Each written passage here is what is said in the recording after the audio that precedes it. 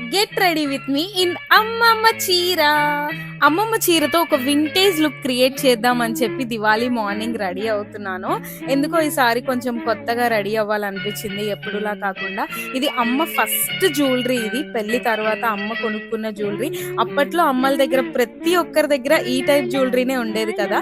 And దాంతో పాటు ఈ సంగ్రభరణాలు అండ్ ఎత్తు గొలుసులు పెట్టుకున్నా. దాంతో పాటు మంచి వింటేజ్ లుక్ వచ్చే గాజులు. మా ఆయన చూసారా ఎప్పుడు ఇలానే చేస్తారు.